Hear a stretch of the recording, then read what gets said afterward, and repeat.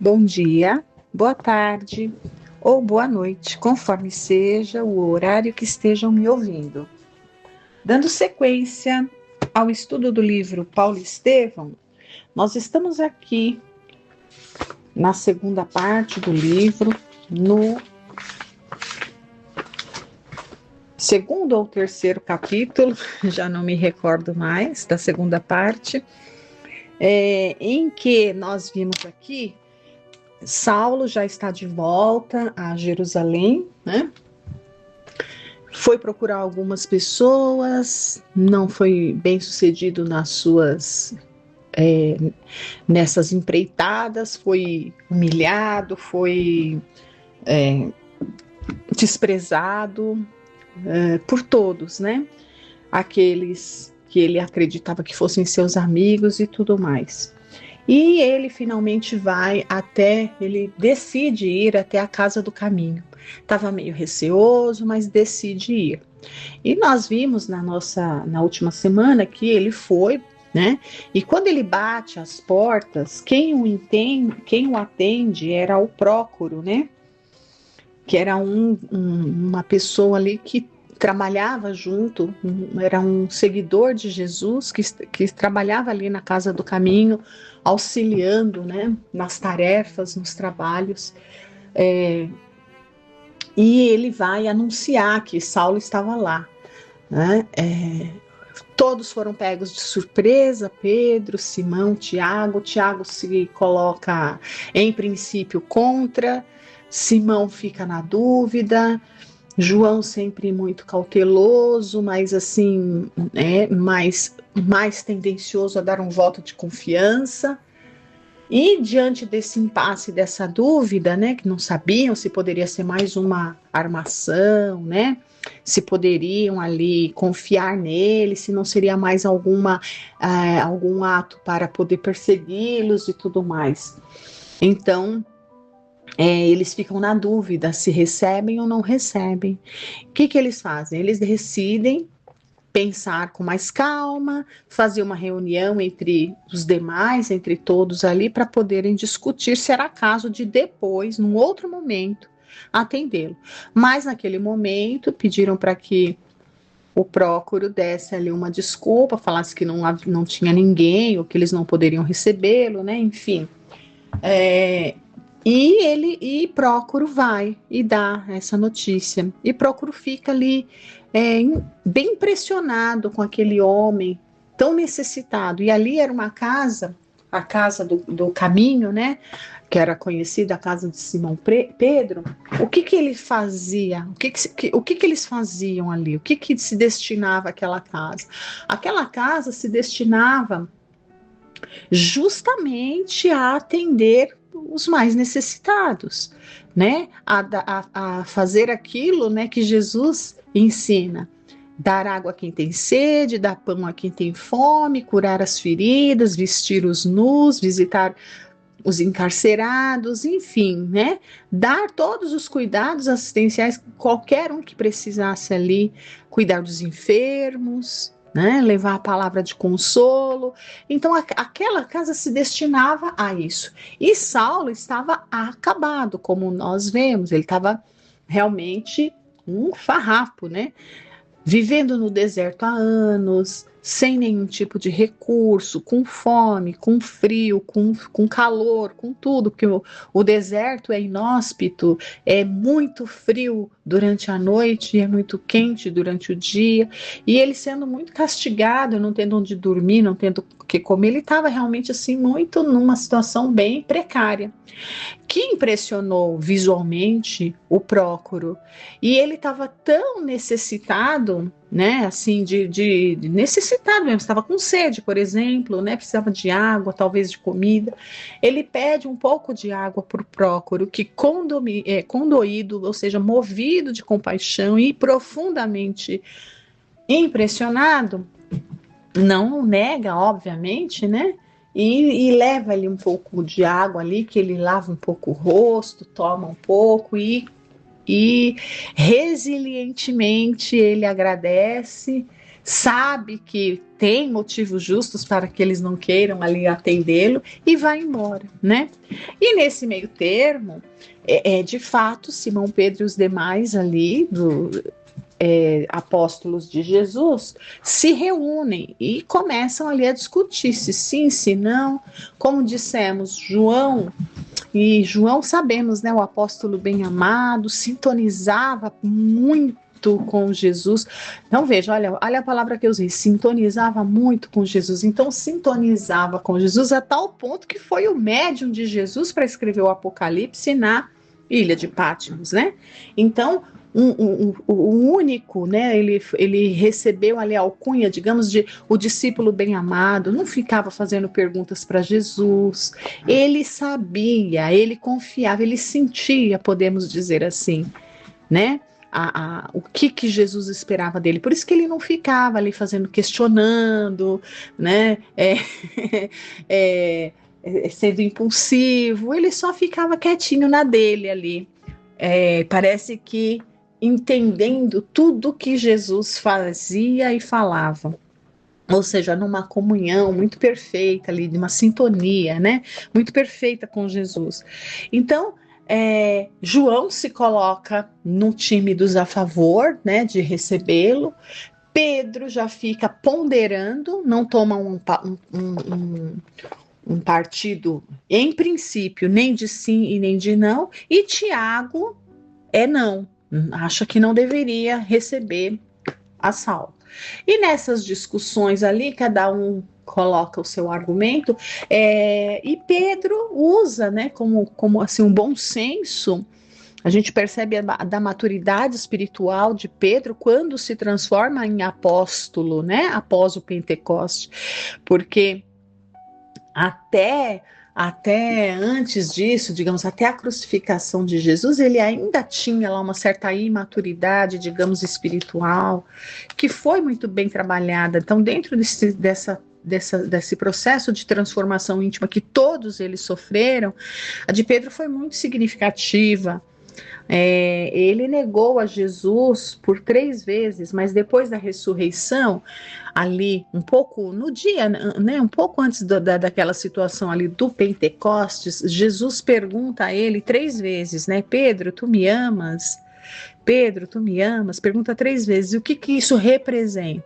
Então ali foi um ato que Jesus mostra para ele, porque ele estava sofrendo demais, né? Depois da negação, imagine como que ele estava se sentindo. Culpado, deprimido, né? Devia estar muito difícil para ele. E com tais sentimentos, seria muito difícil ele conseguir manter um padrão de vibração assim, adequado para a tarefa que ele vinha desenvolver. Então, Jesus, quando faz essa pergunta para Pedro, Pedro, tu me amas 3 vezes, como não? É dando a ele a chance, né, como se se retratasse. Ou seja, você me negou 3 vezes, mas 3 vezes você me jurou que me ama. Isso basta para que quem me ama faz aquilo que eu espero que faça. Então, com essa fala de Jesus, Jesus resgatou nele a sua autoestima a ponto de perceber que, puxa, eu errei lá, mas agora Jesus está me dando a chance de fazer diferente. E, a partir de então, esse homem se transforma. E vemos aqui uma ponderação, um bom senso, sem precipitações. Olha o bom senso que ele teve de ouvir a todos, né? Ouvir os 2 lados, um contra, outro a favor. E o que ele usa como critério de desempate? O que ele aprendeu com Jesus. Olha, o que Jesus faria? Foi isso que ele fez. Olha, Jesus nos ensinou isso, isso e isso. Um colocava lá, né? Jesus, o que era contra. Jesus nos ensinou a ser prudentes, né? Aí ele fala, mas também mansos, né? E Jesus nunca, nunca, jamais rechaçou a ninguém que viesse até ele. Como que eles poderiam rechaçar alguém, né? Então, com essa prudência toda, Simão Pedro propõe que Se ele tivesse mesmo com sinceridade, e olha que foi uma decisão maravilhosa que nós vamos ler aqui, né? Se ele tivesse mesmo com essa sinceridade de propósito, Saulo, ele ia se sentir muito mal caso fosse algum dos que ele já havia, inclusive, mandado prender, no caso João, Tiago e o próprio Pedro, até ele, né? Então, até como uma forma de caridade verdadeira, falar, olha, então vamos mandar um que ele não conhece, que seria o Barnabé, e que nós vamos ver no futuro que vai ser um grande companheiro ali de Saulo, né? Então, nada é por acaso. E eu achei interessante, que nós vamos reler aqui, que quando Pedro, muito inspiradamente, com certeza, né, toma essa decisão ali entre o grupo de sim receber Saulo nesses termos, nessas condições, assim que fala, que a gente vai até reler o finalzinho aqui. Nós vemos que o João ficou muito feliz, e é bem legal a forma como o Emmanuel narra isso, a empolgação. Eu sempre que vejo uma manifestação de empolgação, quando eu leio aqui nesse livro, né, que é uma história, né, está sendo narrada uma história, está sendo recontada uma história, o que aconteceu, como foi que aconteceu, e um detalhe que o Emmanuel coloca, assim, essa empolgação, gente, não é só uma narrativa bonita, a gente tem que entender que esse livro ele é demais, ele não é ele é uma coisa sublime isso daqui, é uma literatura de um valor espiritual altíssimo, né? Então não tem nenhuma palavra ao acaso aqui. A empolgação de João, para mim, se traduz da seguinte forma: João, sendo o médium de Jesus, vibrou porque sabia, está sendo feita a vontade de Jesus, né? Então são detalhes assim que podem parecer só uma narrativa, mas não é. É o que enriquece essa obra, né? E a torna assim com esses contornos de maior beleza e de claridades espirituais, porque beleza já tem, a narrativa em si, a história, tudo já é bela, mas esses detalhes que se a gente pega os contornos da sublimidade espiritual que tem aqui. Então, quando eu vejo isso daqui, olha, eu vou até ler de novo, né? O último parágrafo, retomando aqui, a gente vai reler o último parágrafo da semana passada e dar continuidade. Então, após essa discussão, eles decidem que sim, que vão receber Saulo, mas olha de que forma, olha. Então Pedro fala assim: desse modo, amigos, proponho convidarmos Barnabé para visitar pessoalmente o doutor de Tarso em nome desta casa, né, a casa do caminho. Ele e Saulo não se conhecem. Olha o tamanho da generosidade, do cuidado, gente. Caridade verdadeira, ela é feita dessa forma, com atenção aos mínimos detalhes, para não humilhar, para não fazer o outro se sentir mal, né? Então, olha só, assim como Pedro bem aprendeu, sentiu, como Jesus fez com Pedro. Então, Pedro negou, Jesus advertiu, e mesmo assim Pedro o negou 3 vezes. Jesus ressuscita, né? E tendo a oportunidade, pergunta a ele 3 vezes: tu me amas? Tu me amas? Tu me amas? Ou seja, mostra para ele, como falamos, sem humilhar, né? Sem se sentir ofendido pela traição, ali a traição não, pela negação, enfim, faz o bem de modo que o que está recebendo o bem se sente feliz de verdade, não se sente humilhado e não se sente desvalorizado.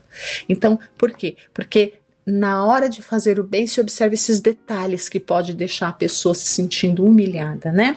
Então, Pedro aprendeu bem a lição e está propondo como vai ser esse encontro. Em vez de irem eles, porque certamente Saulo ficaria constrangido, vamos mandar alguém que ele não conhece, para que ele não fique constrangido, né?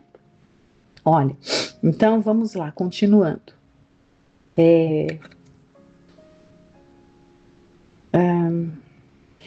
Ele e Saulo, né, Barnabé e Saulo não se conhecem, valorizando-se melhor semelhante oportunidade, porque ao vê-lo, o moço tarsense nada terá que recordar do seu passado em Jerusalém. Gente, isso aqui é um gesto de amor, de bondade, de compreensão, né?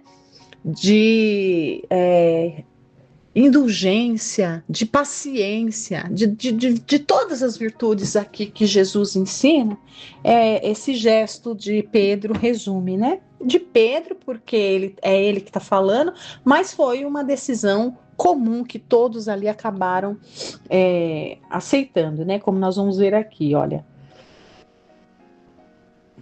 Ó.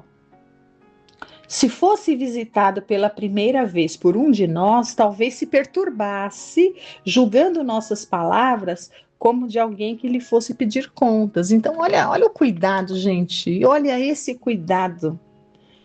E olha aqui, que coisa mais linda que vem a seguida. João, o discípulo bem-amado, o médium de Jesus, podemos dizer assim, aplaudiu a ideia calorosamente, quer dizer, ele estava certo, assim, tipo, para mim, é a mesma coisa que Emmanuel está falando, João que sabia o que Jesus esperava, né, que era justamente isso, ficou feliz porque eles captaram o que Jesus esperava, que era isso, né, Jesus, Espírito, nosso mestre, ele espera coisas de nós, atitudes de nós. E muitas vezes a gente não tem essa ligação, essa ligação mesmo a ponto de fazer o que ele está esperando de nós. E no caso, eles estiveram aqui, João vibrou, porque sentia lá no seu coração que é a vontade do Cristo, né? Olha, então João aplaudiu a ideia calorosamente. Em face do bom senso que as expressões de Pedro revelavam, Tiago e Filipe mostravam-se satisfeitos e tranquilos. Combinou-se a diligência de Barnabé para o dia seguinte. Aguardariam Saulo de Tarso com interesse. Se de fato sua conversão fosse real, tanto melhor. Isso lemos a semana passada e continuando, olha. O diácono de Chipre destacava-se por sua grande bondade. Então, esse diácono de Chipre é o Barnabé, né? O diácono de Chipre destacava-se por sua grande bondade, sua expressão carinhosa e humilde, seu espírito conciliador, contribuíam na igreja para a solução pacífica de todos os assuntos. Com um sorriso generoso, Barnabé abraçou o ex-rabino pela manhã na pensão em que se hospedara. Nenhum traço da sua nova personalidade indiciava aquele perseguidor famoso que fizera Simão Pedro decidir a convocação dos amigos para resolver o seu acolhimento. O ex-doutor da lei era todo humildade e estava doente. Indisfarçável fadiga transparecia-lhe nos mínimos gestos. A fisionomia não iludia um grande sofrimento. Correspondia às palavras afetuosas do visitante com um sorriso triste e acanhado. Via-se-lhe, entretanto, a satisfação que a visita lhe causava. O gesto espontâneo de Barnabé, né, que o abraçou, como lemos, sensibilizava-o. A seu pedido, Saulo contou-lhe a viagem de Damasco e a gloriosa visão do mestre, que constituía o marco inolvidável da sua nova vida. O ouvinte não dissimulou simpatias. Em poucas horas sentia-se tão identificado com o novo amigo, quais se fossem conhecidos de longos anos. Após a conversação, Barnabé pretextou qualquer coisa para dirigir-se ao dono da hospedaria, a quem pagou as despesas da hospedagem. Em seguida, convidou-o a acompanhá-lo à igreja do caminho. Saulo não deixou de hesitar, enquanto o outro insistia. Veja que coisa linda, né? Veja como que Jesus está por trás de tudo isso, intuindo a todos. As pessoas certas nas tarefas certas, né? Então, Simão Pedro, ali sendo intuído para ponderar, e ponderou bem, né? João, o discípulo bem-amado que tanto sintonizava, vibrou, porque sabia que era isso que Jesus, acho que ele sabia tudo isso daqui que Jesus esperava de cada um. Os outros, como também estavam sintonizados com Jesus, apesar de num primeiro momento ali, Tiago, a decisão não tenha sido exatamente o que eles propunham lá no começo, que era não, não e não, se sentiam como o Emmanuel colocou aqui, né? Satisfeitos e tranquilos. Porque quem faz a vontade de Jesus, mesmo que em princípio possa ser diferente da sua, mas quem faz o que é certo se sente satisfeito e tranquilo. Não fica achando ruim porque perdeu, né? Porque não era a sua postura. Quem faz o que é certo se sente satisfeito e tranquilo. Então, todos aqui estão se sentindo. E veja, a escolha de Barnabé, obviamente, também muito bem intuída, porque já avisando o que viria pelo futuro. Tanto que quando Barnabé tem esse contato com Saulo, como vimos aqui, a química, digamos, né, foi imediata. Ele se sintonizou com Paulo. E nós vamos ver daqui para frente a união desses dois, o que é. Não foi por acaso que foi Barnabé ali conversar e ter fazer esse reencontro, essa ponte, né, esse retorno dessa ovelha desgarrada ali para o aprisco, que é Saulo, né? Então, continuando aqui, olha. Receio, disse o moço tarcense, um tanto indeciso, né? Ele é convidado para ir para a casa do caminho e ele está meio receoso. Pois já ofendi muito a Simão Pedro e demais companheiros. Só por acréscimo de misericórdia do Cristo consegui uma réstia de luz para não perder totalmente os meus dias. Ou seja, ele ia, né? Ele está recordando que por ele não só Estevão teria sido martirizado, mas também João e Pedro, né? Quem livrou a barra deles, e Tiago também. Quem livrou a barra deles foi o seu antigo discípulo, o seu antigo mestre, né? O seu professor ali, o Gamaliel, que livrou a cara, digamos assim, pediu, fez um acordo com Saulo para que ele liberasse os outros, né? E ele liberou os outros, mas Estevão ele fez questão. Então ele tem isso em conta aqui, olha. É uma réstia de luz para não perder totalmente os meus dias, ou seja, para que o que ele fez não fosse mais grave ainda. Olha quanta culpa ele sentia aqui, né? E olha, ora essa, exclamou Barnabé, batendo-lhe no ombro com bonomia. Quem não terá errado na vida? Se Jesus nos tem valido a todos, não é porque o mereçamos, mas pela necessidade de nossa condição de pecadores. Em poucos minutos encontravam-se a caminho, notando o emissário de Pedro o penoso estado de saúde do antigo rabino. Muito pálido e abatido, parecia caminhar com esforço. Tremiam-lhe as mãos, sentia-se febril, deixava-se levar como alguém que conhecesse a necessidade de amparo. Sua humildade comovia o outro, que a seu respeito ouvira tantas referências desairosas. Chegados na casa, Prócoro lhes abriu a porta, mas dessa vez Saulo não ficaria a esperar indefinidamente. Barnabé tomou-lhe a mão, afetuoso, e dirigiram-se para o vasto salão, onde Pedro e Timon os esperavam. Saudaram-lhe em nome de Jesus. O antigo perseguidor, ai gente, isso daqui, essa parte aqui olha, isso aqui a gente tem que ler com toda a atenção.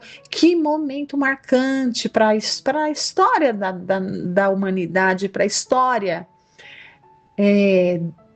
da grande missão de Jesus, né? Isso aqui foi um marco, né? Isso aqui representa realmente. Isso aqui é um quadro que mostra a ovelha perdida voltando ao aprisco.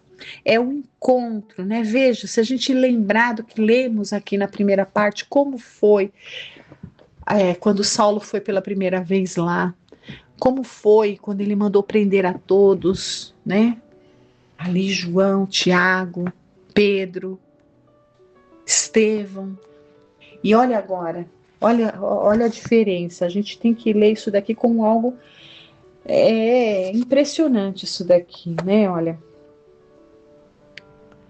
o antigo perseguidor empalidecera mais, Por sua vez, ao vê-lo, Simão não ocultou um movimento de espanto ao notar-lhe a diferença física. Aqueles olhos encovados, a extrema fraqueza orgânica, falavam aos apóstolos galileus de profundos sofrimentos. Irmão Saulo, disse Pedro comovido, Jesus quer que sejas bem-vindo a esta casa. Olha, Jesus quer, né? Ele não está sendo, vamos dizer assim, ele está cumprindo o dever. A gente tem uma passagem belíssima no Evangelho que fala do dever, né? E nós temos também uma outra passagem do Evangelho que fala, né, das amizades e das inimizades, que o coração não bate no mesmo ritmo com a chegada de um amigo com a de um inimigo. Eu não estou dizendo e também não estou dizendo que a Pedro considera Saulo como um inimigo, mas Saulo considerou a eles como inimigo e tratou eles muito mal. Então eles têm motivo para ter, vamos dizer assim, alguma reserva com relação a Saulo. Eles, né? Não é assim, a gente sabe que o perdão, somos todos aqui humanos, né? Humanos, espíritos ali vencendo a si mesmo, dando provas, dando mostras ali de um trabalho de reforma íntima bem sucedido, e quem não se reforma intimamente, quem não precisa melhorar, Jesus não precisa fazer reforma íntima, mas eles todos aqui, embora, né, todos ali estavam nos seus trabalhos de reforma íntima e todos estavam exitosos, estavam tendo sucesso. Então, veja, eles tinham vamos dizer, essa dificuldade em relação a Saulo, só que eles colocam o dever acima, né? O dever é o consentimento da razão e do coração, né? Como a gente lê lá no Evangelho. Então, assim, não é mais você mata o seu personalismo. Quem cumpre o dever bem cumprido, esse dever moral, né? O consentimento da razão e do coração, como fala lá no Evangelho, é quem está consciente do cumprimento do seu dever enquanto seguidor de Jesus, coloca de lado os seus melindres. Não vou com a cara, ele fez isso, mas se Jesus fala que eu tenho que aprender a perdoar, né? Eu tenho que fazer alguma coisa. Só que o perdão, gente, não é uma palavra te perdoa, tá perdoado, acabou, te amo. Não é assim, é construído, né? O primeiro é uma construção, gente, uma construção lenta, persistente. Então, aqui, olha, no primeiro momento, ele não consegue falar e ser, vamos dizer assim, desonesto, vamos dizer, com ele mesmo. Ai, Paulo, vem cá, né, Saulo? Ai, tudo bem, tal. Não, ele não consegue fazer isso. Mas não é a vontade dele, é a vontade de Jesus, porque assim como Saulo, não sou eu mais quem vive, é o Cristo que vive em mim. Então, fazer reforma íntima é isso, matar o homem velho e nascer o homem novo. Esse homem novo faz o que Jesus faria, né? Então, ele fala, olha, eu achei muito bacana. Jesus quer que sejas bem-vindo a essa casa. Ou seja, por eles ainda não tinham recursos deles mesmos para dizer sejas bem-vindo a esta casa. É isso que o Pedro está dizendo, né? Mas ele também não está dizendo, olha, você não é bem-vindo aqui. Ele está no seu processo de reforma ainda dizendo, Jesus quer. E se Jesus quer, nós também haveremos de querer. Gente, é assim que a gente tem que se colocar na nossa vida, diante dos desafios. Como Jesus, o que Jesus quer, não é mais. Quando a gente responde o que Jesus quer, com clareza, o que é melhor, Jesus sempre vai querer o melhor. Se tiver alguma trapaça, alguma coisa, Jesus, pode ter certeza que Jesus não quer, né? Mas se Jesus quer, mesmo que isso vá contra ali, mesmo que no meu coração ainda não seja, eu tenho que matar essa coisa no meu coração para que prevaleça a vontade de Jesus, né? Então, olha, eu acho isso aqui é interessante a gente ver essa forma como foi colocada. Jesus quer que sejas bem-vindo a essa casa. E Saulo responde, assim seja, respondeu o recém-chegado, de olhos úmidos. Em breves momentos, vencendo o constrangimento do primeiro contato com os amigos pessoais do mestre, depois de tão longa ausência, o moço tarcense, atendendo-lhes ao pedido, relatava a jornada de Damasco, com todos os pormenores do grande acontecimento, evidenciando singular emotividade nas lágrimas que lhe banhavam o rosto. Sensibilizara-se sobremaneira ao relembrar tamanhas graças.